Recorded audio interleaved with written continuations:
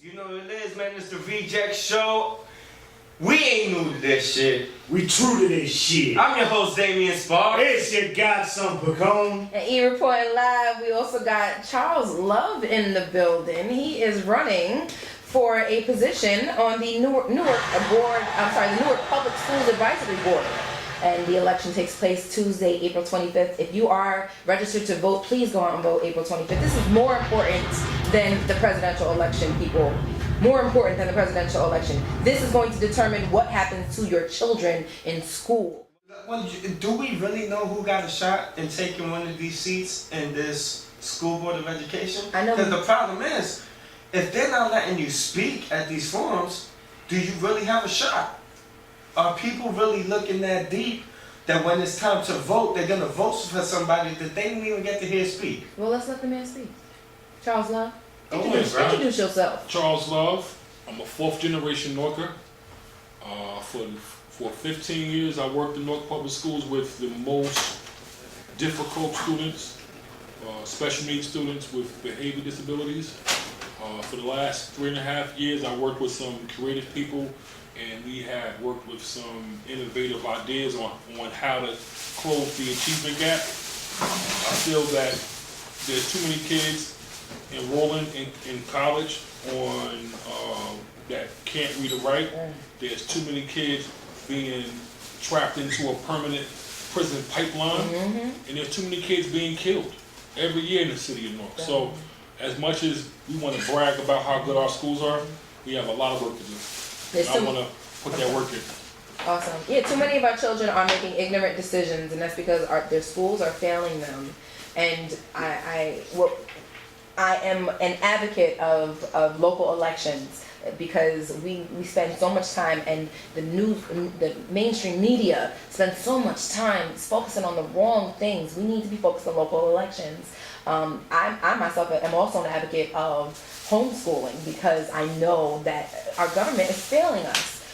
What's your take on homeschooling? And I want to know just for myself, how can people interested in it get a piece of that $1 billion pie?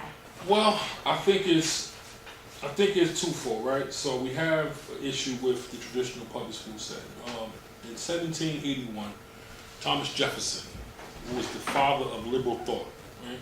As we know it in the Western Hemisphere, he spoke at the assembly in the Virginia State Assembly, and he talked about the development of the public school system, and he talked about how they were going to rake the rubbish for 25 geniuses annually, right? And that the rest of the residue would be dismissed. This is Thomas Jefferson saying this right here in 1781. Now, mind you, I wasn't even considered a citizen.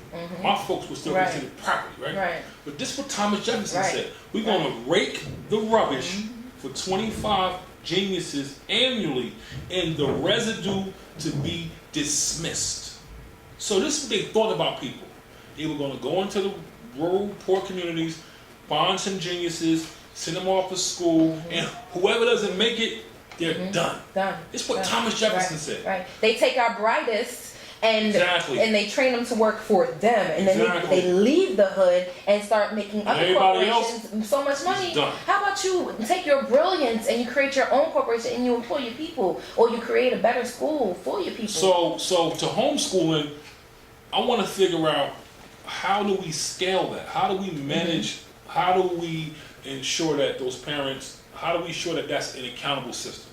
So as much as I like the idea of it, I'm a little skeptical on the systems and the infrastructure that would support that. Okay. So how do we do that? Earlier you did mention the fact that when parents and teachers come together, the success rate for that child in school is much higher. So what is your plan to improve the relationship between parents and teachers, and to make sure these parents are showing up to these PTA meetings, and to also make sure these teachers are communicating with the parents and not just trying to use the school as buffers? Well, I feel Juan DeMarco, that's my battle rap club right there. But what I would say is, we have to share best practices, right? So there are schools where the parents show up. but what are they doing? So, for example, there's a couple of schools in like Newark where the parents have Saturday classes. Now, some of the older, antiquated systems, well, come for the PTA meeting on Wednesday at 7:30. Now, what if you have a job? Right. What if you're working? Are you a bad parent because you have a job, because you don't have benefits? So how about we start to make flexible, fluid systems where if the parents can come on Saturday from 8 a.m. to 10 Right. Child care provided. child care provided, wow. But we have to start to develop systems, right, where they're parent friendly, not school friendly, because the teachers, they don't want to come on Saturday. You got me? Nobody wants They to work don't on Saturday. come on Saturday. They only care about the kids Monday through Friday. They don't want to, and it's not their fault. But what we have to do is develop a parent friendly. Then we have to start having a parent calendar, right, where the parents have events. Parents are picking the events, not the school. Right. You don't tell me no. Right. You start telling me what kind of events you want at your school, not the teacher who doesn't live in your community, who doesn't even understand what's happening. Charles, Right. Charles, how many of the teachers in the Newark school system were actually former students of the Newark school Good district? question. We don't have that data. There was a Why report don't we that have came out. There was a report that came out from the New Jersey Social Justice Institute, and it said that every day in the city of Newark, at 12 noon, there's 1.2 million people here. Every day. At 4 p.m., there's 300,000. So people were coming to work in Newark and then leaving back to their own communities. Exactly. Teachers, because that's 4 p.m. Because if they were white collar workers, they would be leaving at 5. Well, 4 to 5. But the whole point is that there are people that come in our community who don't live Who here. don't live here, right. Who don't live here.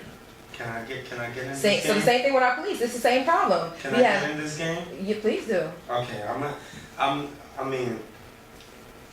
I think it's great that we have 3 different personalities here at the Reject Show, and we're just attacking him from every corner. We're not attacking. I just love it because, but my man's on point.